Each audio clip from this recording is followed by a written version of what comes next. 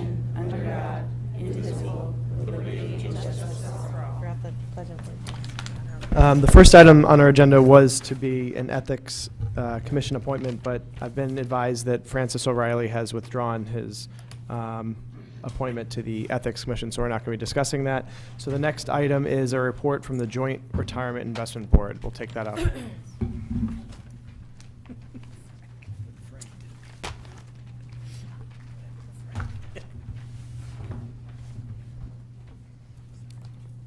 evening. Good evening.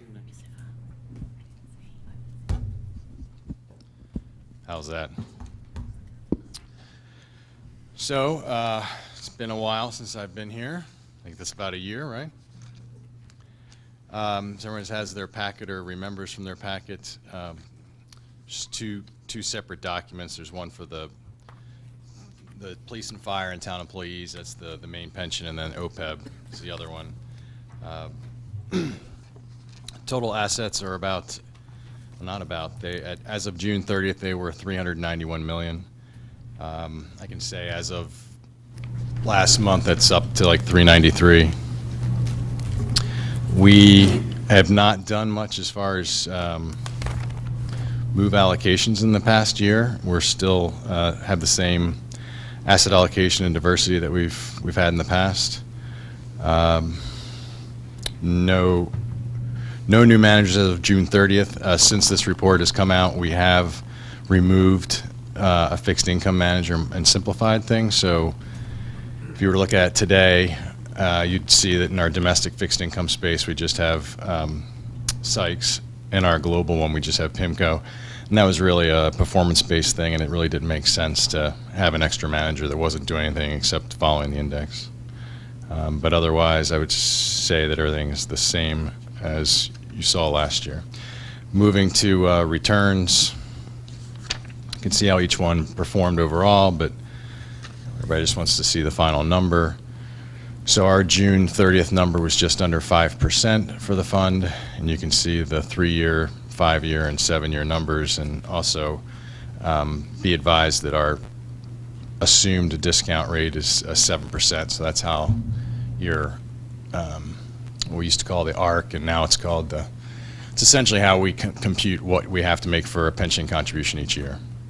So, and it gets blended. So when we like in this past fiscal year, at the 5%, it's not 7. What happens is that's 1/5 of something that gets blended in to calculate how much you have to make for your sort of mortgage payment for the year for the pension. Are there any questions? Any questions? Representative Georgiadis. Drew Georgiadis, District 9. Thank you for coming. I've been reading recently about companies that are actively promoted climate denial information. One of them is Vanguard. And I was just wondering, do you ever consider, I know there's a lot of Vanguard here in the portfolio, and they are actively spreading climate denial information. Does that kind of issue concern you? I'll say I've not read that. I try to keep abreast of things, so I mean, you could forward that to me. I do know that Vanguard votes their proxies, which is responsible governance behavior. They also are one of the lowest cost providers of index product, which is all we use them for. So from a fiduciary standpoint, I don't see a whole lot of benefit to us moving from, say, to Vanguard to State Street when it might cost us a little bit more and we're just getting index exposure. So we have an ESG policy, so it's not something that we take lightly. We do believe that environmental and social and governance issues are important from an investment standpoint, especially on a long-term basis. You can just see that avoiding bad behaviors will cause you not to have outside losses, which should produce better returns in the long run. So we make sure all our managers have a policy in place, and Vanguard does. So I'd have to see. I'll pass you the article. It was in the Smithsonian, and it makes me think that maybe they're overexposed in gas and oil. they're exposed, we're exposed to whatever's in the index. I understand So, that. yeah. I'll forward you the information. Thank you. Any other questions? Seeing none, thanks for coming and thanks for the report. Oh, I was going to do OPEB, but. Oh, okay, sorry. But if you, there's nothing really exciting there, except that it's growing rapidly, which is good because it's well underfunded. We're over 50 million today. As of this report, it was 49 million. This has changed, and it's evolving, and it's becoming more similar to the distribution you see in the regular pension. The idea being that both are long-term obligations, both you want to be diversified. So we couldn't get that diversification when OPEB was smaller because of minimum requirements for a lot of the funds. They're separate trusts. But as this has gotten bigger, we've managed to leverage that into the same exposure that we have. So you'll see real estate is the new one now, and we actually have some new, as of today, we have new stock allocations that match what's going on here. So this should, as it gets bigger and bigger, resemble in both returns and mix to what you see in the main one. But otherwise, you see what we have today. Returns similar to the main fund, except a little higher because right now OPEB has a little bit more equity exposure because of that lack of diversification, which is good when equity markets are going up. Might be a bad thing if markets turn down, but that's it for OPEB. Any questions on that? Any questions? Okay, seeing none, thanks. Thanks so much. Okay. Next, we have the sale of a portion of 135 Pine Creek Avenue. Thank you, Mr. Moderator, members of the RTM. My name is John Fallon. I represent the owner of the property at 123 Pine Creek. I think you have a rather sizable package on this, so I'll just try to be brief. 123 Pine Creek is a 5,000 square foot non-conforming property. It's improved with a single family home. It's adjacent to a parcel owned by the town at 135 Pine Creek Avenue. That's a 13,000 square foot parcel. It has on it, as you'll see from some of the plans, a pump station that is operated by the town. We've entered into an agreement with the town to have the town convey to 123 800 square feet. The purchase price, which is evidenced by the contract of sale, which has been deposited that you have, is $66,000.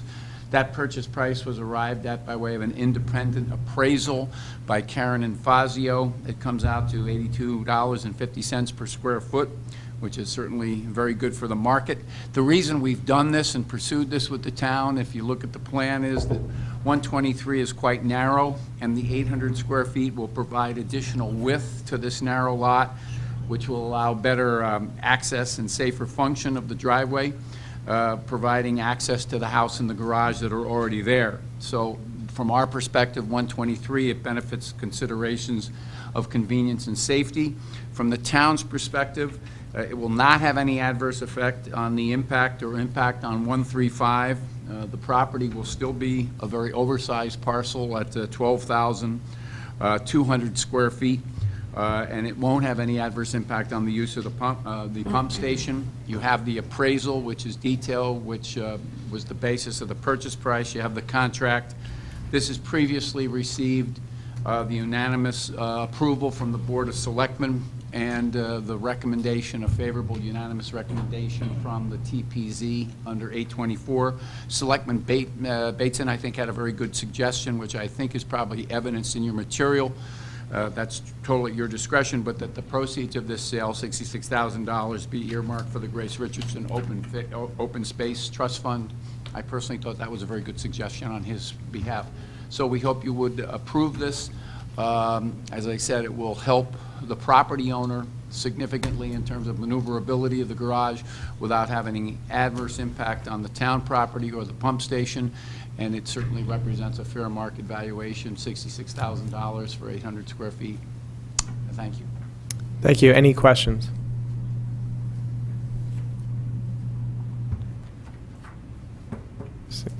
Representative Georgiadis. Drew Georgiadis, District 9.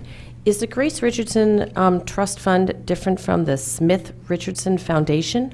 I can't speak, I don't know the answer to that. I'd have to defer to Mr. Carey, who may be along later. I see Mr. Hurley in the audience. He may know because he knows everything. But Drew, I couldn't answer that. I don't know. They're on the climate denier list, too. I think, therefore, I hope it is the Grace Richardson Open Space Trust. Yes. That was what Mr. Bateson said, so I assume they're two different entities. I think that they are two different things, yeah. But I defer to you. We'll give you Okay. the money, and whatever you do with it is fine. So that our members are aware, the resolution does call for going into the Smith Richardson, the Grace Smith? Richardson, sorry, Grace Richardson Trust Fund. Correct. Okay. That's what the resolution calls for. Further questions from the members? Seeing none, John, you have the next one. You I have, do. Thank you very much. Accept donation of 1150 Westport Turnpike. Yeah, this is actually, I feel like I'm representing the TPZ here. This was a two-lot subdivision on approximately 11 acres on 1150 Westport Turnpike. It was approved last June. It has two oversized building lots, but a very substantial open space parcel, 3.66 acres. As you know, under the subdivision regulations, the TPZ can make recommendation with regard to the disposition of mandated open space. They can mandate that it goes into an association or that it be conveyed to the town as town open space. Here, the P&Z found the open space to be valuable. It has connectivity with other town properties. It's a nice, large parcel, 3.66. So the TPZ in their subdivision approval, and the map has been recorded, recommended that the open space be conveyed to the town.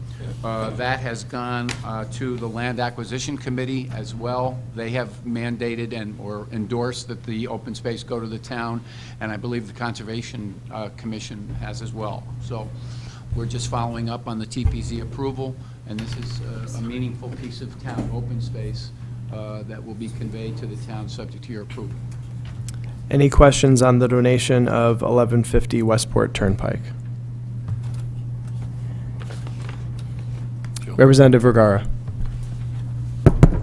Jill Vergara, District 7. Are there warranties if there are no environmental defects with the land? Yes, it was subject to a conservation inland wetlands permit, and it certainly, will be conveyed to the town with standard warranties of that kind. But there was a very thorough environmental investigation of the property.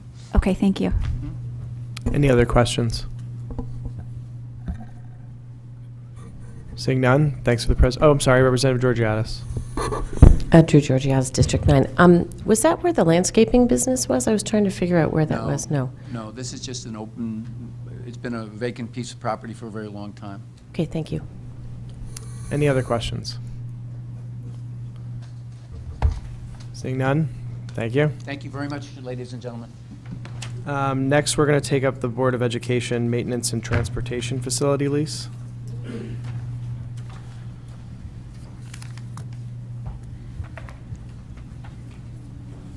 This is item 2 on the supplemental.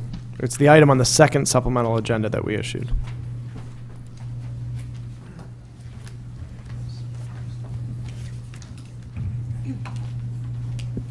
Good evening, Mike Cummings, Superintendent of Schools, with Angeles Papa George, our Executive Director of Operations. We're here tonight to speak with the RTM about our proposed lease at 3400 Fairfield Avenue in Bridgeport. Essentially, this lease, this facility would replace the property currently at Meadow Street, as well as offer some other functions for the Board of Ed, including the reduction or the removal of the transportation trailer down at the bus yard, and also offer up some additional storage space for us. So we're here for any questions you might have. Any questions from our members? Representative Iacono. Pamela Iacono, District 8. Thank you for being here this evening. I see that the building's owned by an LLC. Do you know who the principals of the LLC are? Or at least the main principals? I do not, but one of the landlords is here. If we want to ask him, he can probably provide that information. So would that be Mr. Hirsch? That would be Mr. Hirsch directly behind us. Thank you. Mr. Hirsch, would you mind sharing with us who the principals of the LLC are?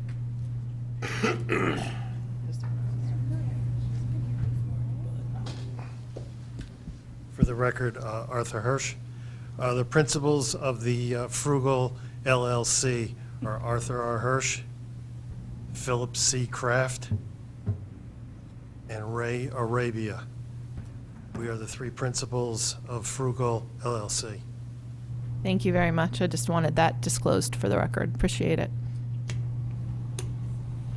I just wanted to let you know that I've read through all the information. I was very happy to get your memo, Mr. Cummings, earlier in the month indicating that you had found space and that it was actually going to be space that was, quite frankly, much better than what you have right now. Yes. So to me, this was a situation that was lemons, and now we have lemonade. I'm really glad you did this. I'm really glad we thought outside the box. This is exactly the kind of thing that we need to be doing. It's great to have new sets of eyes on this. Mr. Papageorge, thanks for joining the administration. Great job. Really very impressed, and I'm happy that we have some new eyes on all of this. I think this is a great thing for the town. Thank you. Mr. Papageorge deserves much of this credit. Thank you. Representative Gerber? Hi, Bill Gerber, District 2. Thanks for being here, Superintendent Cummings and Mr. Papageorge. Question about the moving costs. I think the Board of Selectmen approved the entering into the lease, and I guess that's what we'll be doing, but you expect to have about $142,000 of moving costs. And are you expecting that to come out of your operating budget of the Board of Ed, or are you expecting the town to cover that? And if so, has anyone on the Board of Finance sort of agreed to cover that cost next year? We will be approaching the Board of Finance. I've had conversations with Mr. Flynn. I believe that will be taken up at a November meeting. He has made no promises.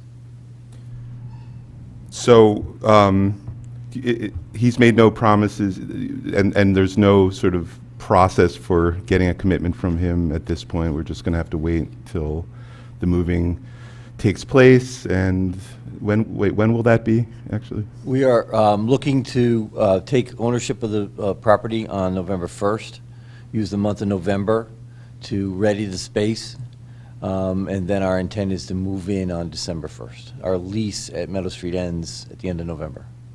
Is it Board of Ed's expectation that those will not be coming out, that we won't have to shift funds around in order to pay for that out of the operating budget? We are concerned about the cost of this. We obviously did not budget for it. We understand certainly the town's expectation that we vacate the property at Meadow Street, but that essentially that expectation came after our budget was adopted. So we are going to seek relief from the town around this. Okay, so we can look forward to that. I'll look forward to that. Question about the square footage. So the Meadow Street, the building, you had 6,260 square feet. This is 12,316, so there's difference about 6,000. Will you use all of that with storage and transportation, or will you have excess for other purposes? No, that will cover maintenance with our wood shop, and then transportation and storage will take up the remainder. It's not actual storage, it's our central storage location, which is where we ship all of our custodial supplies out of to the individual schools as needed. Okay, so just looking at the, Mr. Papageorge, thank you for your memo that got sent around. I think it was a couple weeks ago, but it looks like, just if I'm doing the math correctly, this net of moving and what you would have had to spend to sort of upgrade the portable, this is probably going to cost somewhere around $370,000 more than you otherwise would have had to have spent. So sort of over 10 years is an incremental cost of about $370,000. I don't have the numbers in front of me, but that sounds about accurate. I did have a question about the unknown aspects of the, I mean, you have the base rent, but you also have the this is a triple net lease. It is a triple net lease. We're at 1025 is the base rent. Right. Working with the landlords, we estimate about $2.06 would be the triple net costs. It's a limited information that we have because they haven't owned the building for a full year, so they don't have accurate information, but we used as much information as we could to come up with the numbers. In the, well, so I won't ask Mr. Hirsch since it's unknown at this point, but I have noticed that Bridgeport tax escalation is somewhat higher than Fairfield. So you do have exposure to escalation in Bridgeport taxes. I think you're covering about 42% per the lease. Correct. So that may, I mean, probably will be an additional increase over the 10-year period, assuming Bridgeport continues to escalate as it has over the last 5-10 years. Correct. Okay, so looking at this correctly, you are probably going to be paying, let's say, call it $400,000 more than you would otherwise have, but you're happy to, and you have some risk of exposure from Bridgeport taxes. Would there be exposure to insurance escalation in Bridgeport versus Fairfield? We reached out to Kerma, and we're still waiting. They didn't seem to think there would be any, but they're just double-checking their information. Okay. So hopefully not, but mainly probably taxes. So you're happy with, I mean, I guess you didn't have a choice to enter into this lease because the Julian currently Meadow on Street a- lease was yes. rejected by the Board of Correct. We're Selectmen. currently on a month-to-month with the Julian property, so we're unknown month-to-month what's going to happen over there. And I didn't listen to those Board of Selectmen meetings. Do you know, other than the fact that obviously the town doesn't like Julian, is that the primary reason for not entering into that lease? As far as I know, it was back in June, July, when they chose to take no action on the lease. There was a 10-year lease put before them that was before you guys, that approved by RTM, went back to the Board of Selectmen, and they chose to take no action on it at that time. They didn't explain why, other than, I mean, obviously the sentiment against Julian. It was pretty much Julian, that was what we understood. But you had never had any issues with Julian as a lessor? I had not. I've not been in this position that long. I took Okay. over May 1st. So. So essentially, it seems to me that we're entering into this lease. It sounds like a good lease, but it's going to be, you know, probably about $400,000 more over 10 years, which is not insignificant, but we don't really have a choice, so that's what we're doing. Right. Okay, thank you. Any other questions? Representative Iacono? But just for the record, you're getting more square footage, you're saving money because you're getting rid of the transportation portable that was falling apart and needed investment, and you're also consolidating storage over there, correct? Correct. Right, thank you. I'm sorry. Any other questions? Representative Gerber? Just for the Unless record, Mr. the Durrell is 400,000. stretching? Okay. Just for the record, the 400,000 difference includes any savings from, you know, that includes the fact that you would have had to pay, I mean, I have the numbers here that you laid out, 149.7 to replace the portable. Storage was 16.8 per year. So the 400,000 factors that in. So we will be paying an additional 400,000 over 10 years. Correct. Okay, thank you. Any other questions?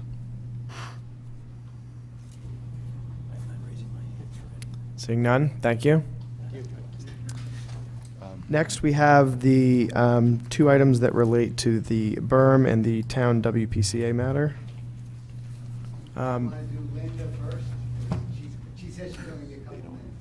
Linda, what are you here on? You're on? Okay, yes, we'll do yours, the transfer requests.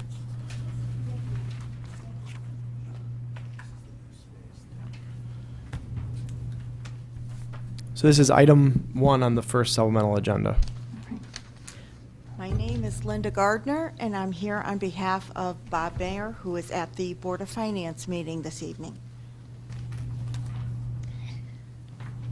This is a request to transfer revenue.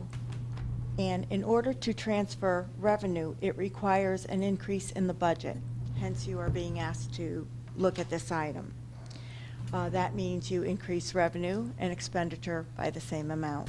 Your schedule in front of you shows the increase in the 3 revenue items as a result of a positive variance in those revenue item operations by June 30, 2019, and the corresponding increase in the expenditure item, which is the debt service. That debt service is will go into a reserve account for use against future taxation or whatever is decided. So it's to be placed in reserve. So your 3 revenue items equal your expenditure item. It's as simple as that. Okay. Any questions from the members? Representative Garskoff? Thank you, Mr. Moderator. Josh Garskoff, District 5. So why is it debt service? Why, can you just explain why that's the name of the account it's going to?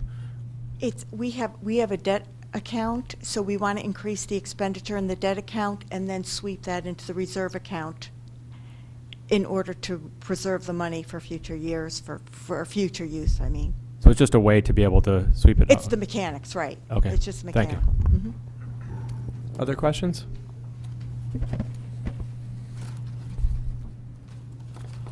Seeing none. Thank you, Linda. Thank you, good evening, and Okay. thank you for taking. So next we'll take up items 5 and 6 on the agenda.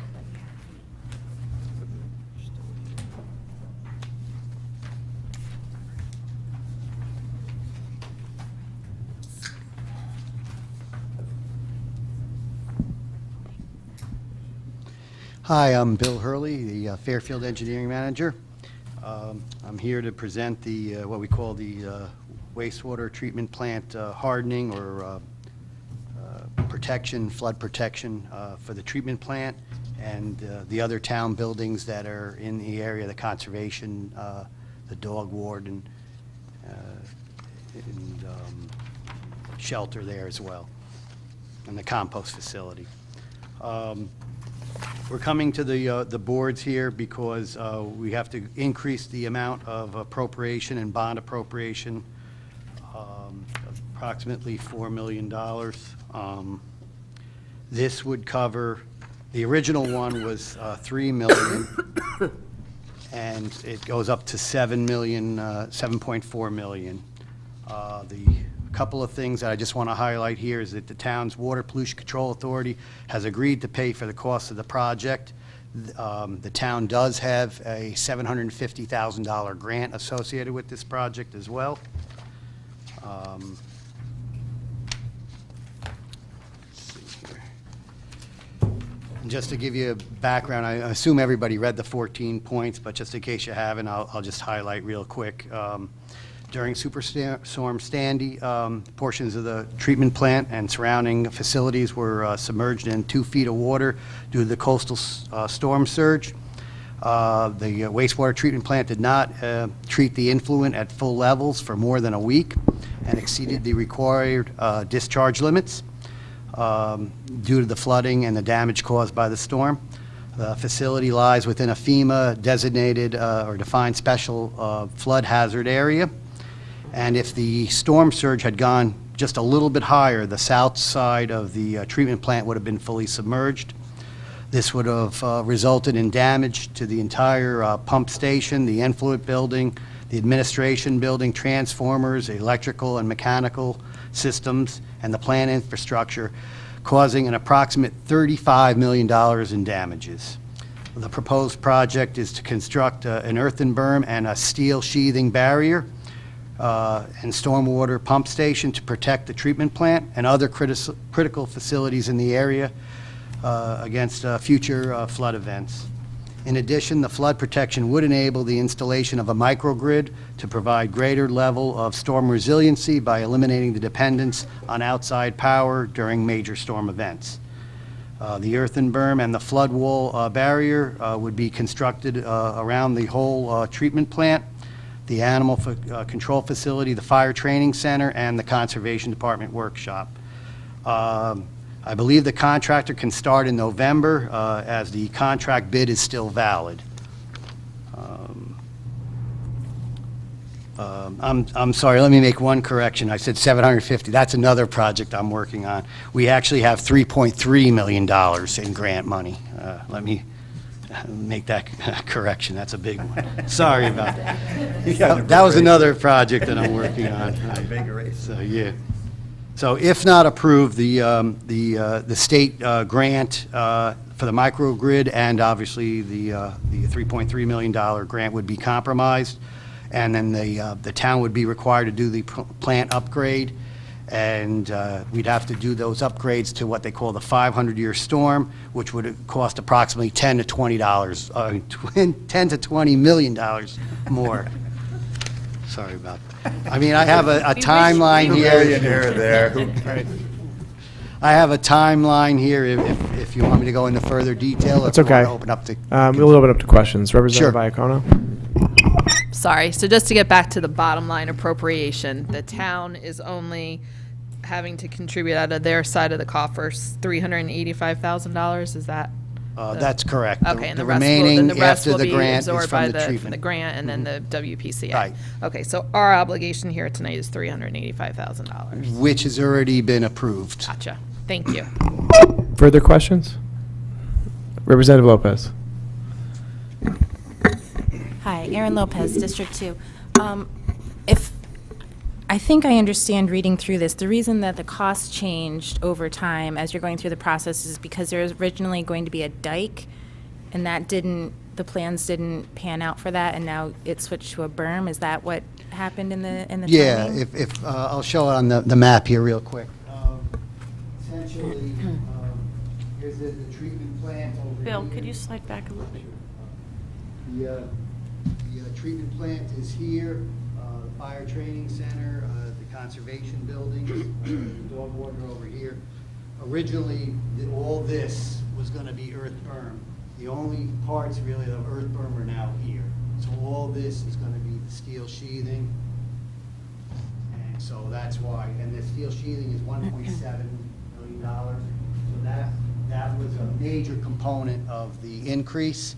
And then the other thing that we added was, as we got closer, we realized that through the DEP permit, they're considering any flood control structure as like a dam. And so therefore, we have to have more detailed inspection and construction administration. So that's been added. And then we added a 20% contingency of $1.1 million. So rose-colored glasses, we won't need all this amount of money, but we want to, make sure we have everything in place. Further questions? Representative Gerber? Hi, Mr. Early, Bill Gerber, District 2. I think first of all, I have a question. Were you involved in this all the way through, or were you kind of put on this recently? It's been a combination. It was DPW, but the engineering department was involved in securing the grants. Okay.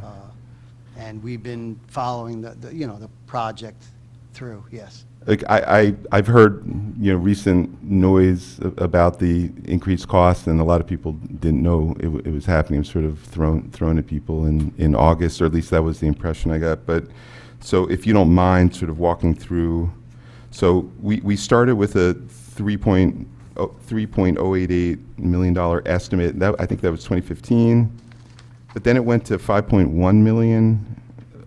Based on an estimate from, I think, an engineer in September of 2019, but then it was revised again to 7.4 million in November, September of 2018, then revised up to the 7.4 in November of August of 2019. So could you just, I just want to be able to write down. Yeah, sure. Sort of, the dike, sort of, that we couldn't use the.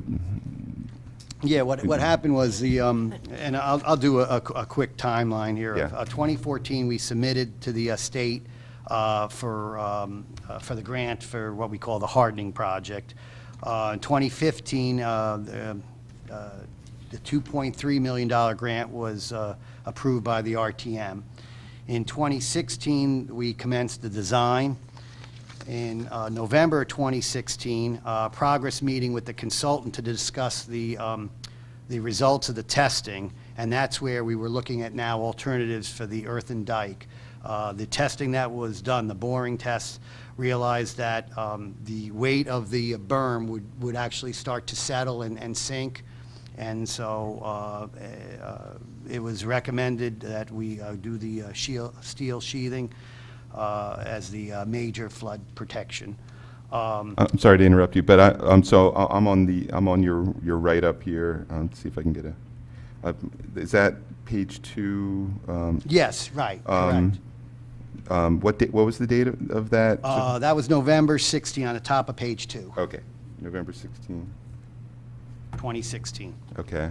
Then the dam safety permit was submitted to the DEP in April of 2017. In October of 2017, we had a progress meeting with the consultant to proceed with construction drawings and review the comments made by the department, Connecticut Deep. Then the Army Corps of Engineers permit was submitted in 2018. The final design for the treatment hardening plant was completed in June 2018. We applied for an additional approximately $1 million on July 2018. Then in November of 2018, the contractor submits the revised, actually I should back up a little bit, August 2018 was the bid opening. The contractor was selected based on the low bid.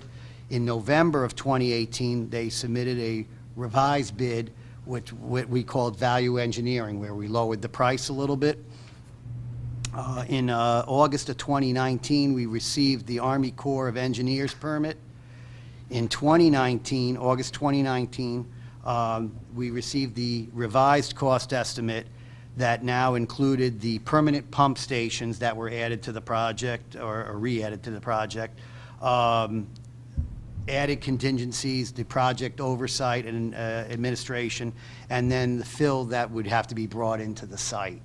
One of the value engineering was to use the town-supplied fill, and we're not going there, so.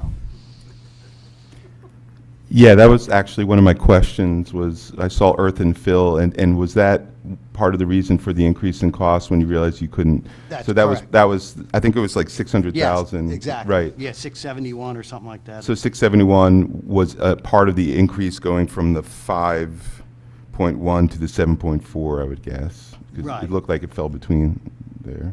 Mm-hmm. Okay. Yeah, I mean, and in real, I might even have it here. In real simplistic terms, maybe a little bit quicker, is the original estimate in 2014 was 3.1 million. The revised estimate in 2018 was 5.6 based on those soil testings, state permit conditions, primarily being that the soil was deemed inadequate to support the earthen berm, and we required the steel sheathing. We lowered that price, $500,000 for value engineering, but then we had to bring the cost back up based on what we'd call purchase fill instead of using the town fill.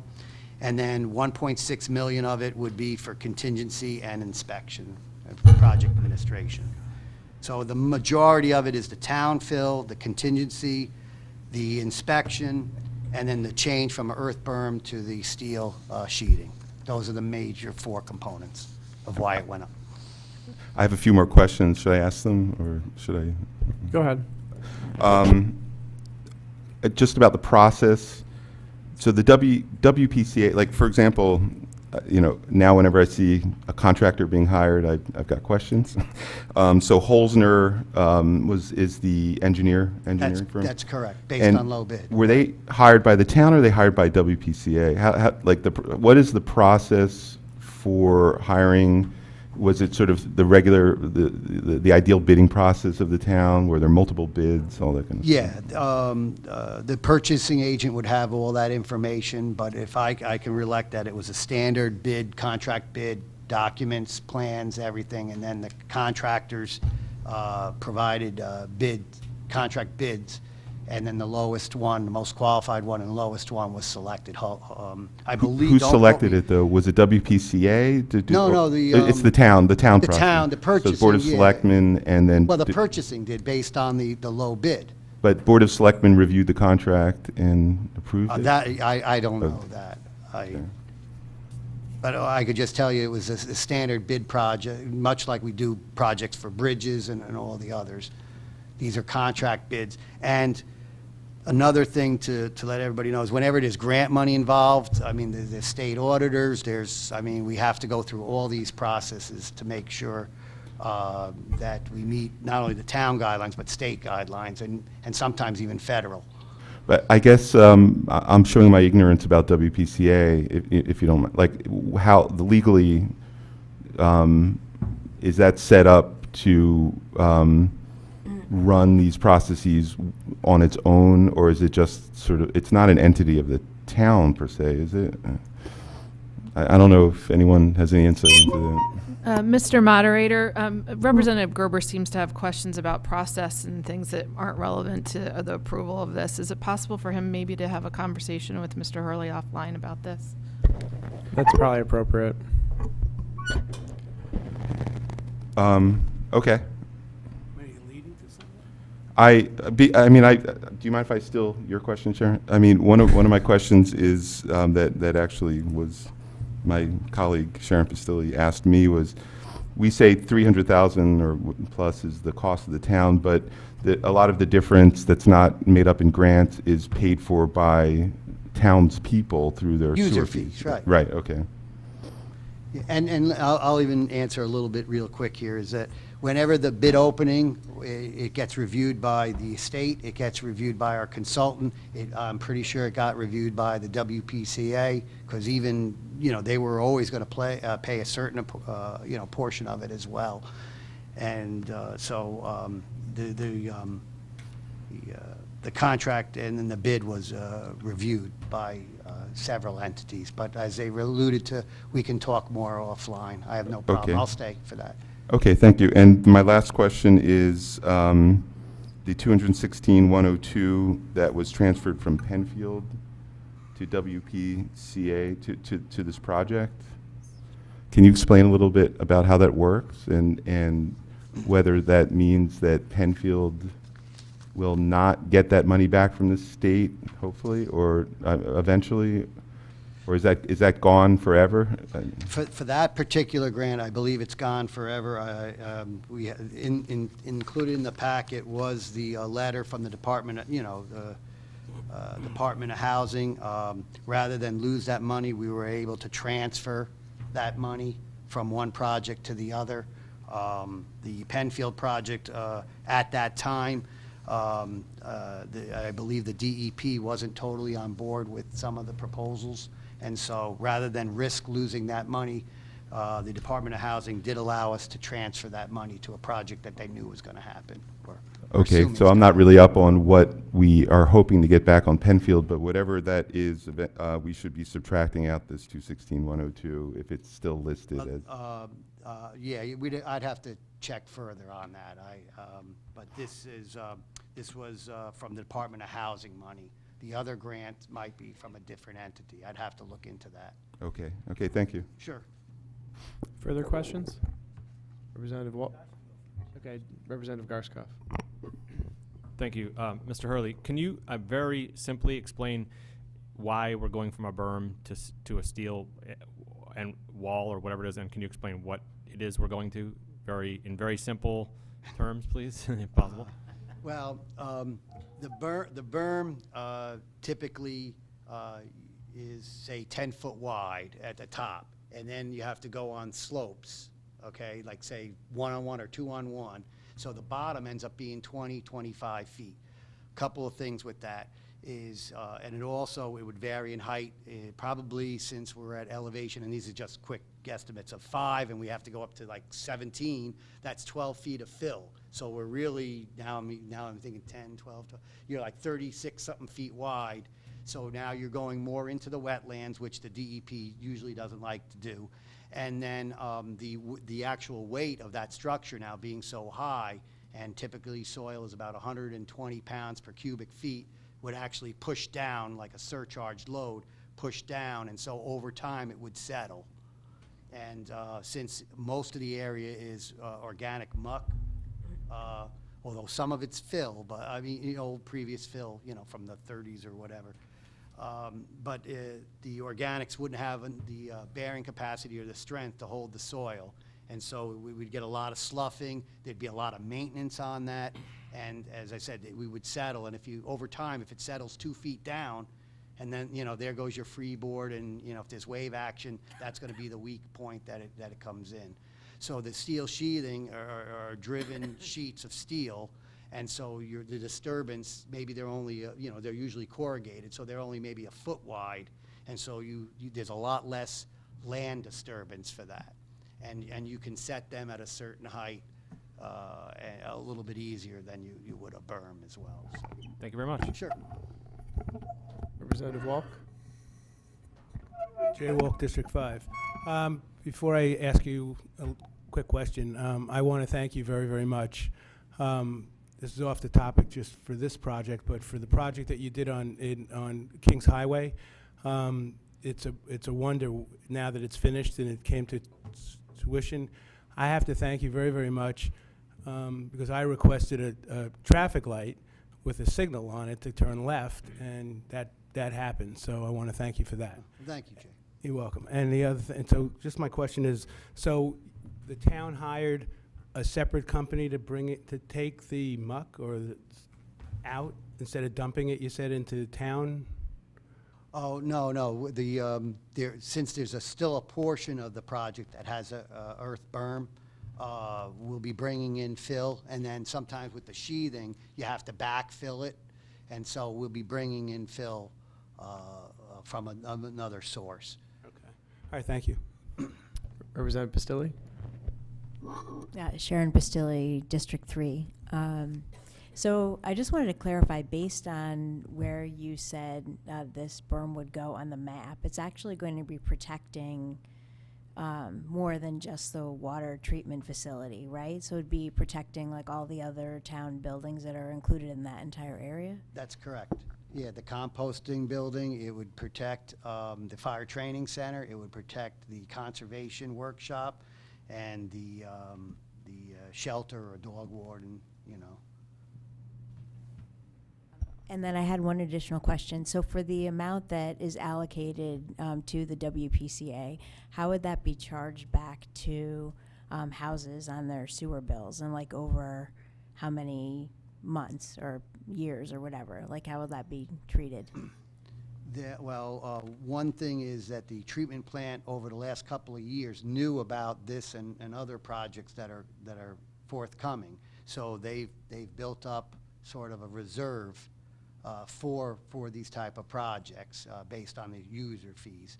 And then they'll probably go in a little bit more into for the next couple of years, whether they elect to bond it, which I believe that's what they're going to do, then it might get spread out over more. But each year, they'll set and they've had a 5-year window or even a 10-year window with another consultant where they look at the user fees, and so they don't hit the users with a significant increase. They spread it out more, and this is part of their capital projects plan. Sure. Any other questions? Representative Patisse? Frank Patisse, District 10. Hey, Bill. My question was, do you know what the maintenance costs are of the stormwater pumps? And also, who is paying for that over time? Is it WPCA or DPW? Or? Yeah, no, it would be the treatment plant. As far as the maintenance costs, I don't have that with me. I would think that, as with anything else, the first 10 years, there's going to be very little maintenance. After that, it might slowly, go up. Obviously, you have to run it through a couple of tests, and you have the standard maintenance and that you would need. Unfortunately, I don't have those figures in front of me, but I would figure it's probably 10% at most of an annual cost. Okay. At most. And it's WPCA who's Yeah, paying for that? Okay. yeah, that's. Yeah. All right. Thank you. Sure. Further questions? Representative Lopez? Hi, Erin Lopez, District 2. This might seem like a silly question because you're talking about corrugated steel sheeting going around the outside. How high is this going to be? And is this, I guess I'm just wondering what it's going to look like to people who live around there, like what they're going to see when this goes up. Obviously, we need it, you know, for safety reasons and everything, but I'm just wondering if when this goes up, what people are going to think of, you know, what they're seeing. On my timeline, I did not mention it because it did involve financing, but they did meet with the neighborhood, and there is going to be a landscaping kind of plan that I think they've agreed to. I don't know the details of that, but I do know there is some landscaping that is going to be part of the project. Further questions? Representative Gerber? Thank you for mentioning that. Are there any potential negative impacts to the landowners of water coming in and sort of getting stuck at the wall and then washing back? Are they concerned about that? We've had some hydraulic analysis on that. I don't have the details in front, but it's such a large wetland area, and you got to keep in mind that for the water to start, when it starts hitting the wall, it's probably going to be at like elevation 11 or 12, which already means that Fairfield Beach, some portions of Fairfield Beach Road are in trouble already, if you know what I mean. Absolutely, yeah. I'm just wondering whether part of the issue that they might have is their insurance premiums going up, or issues. Oh, with no, FEMA. not from this. And Okay. as part of the DEP permit, they had to submit information to make sure that there was no adverse impact from this Okay, project. thank you, Bill. Further questions?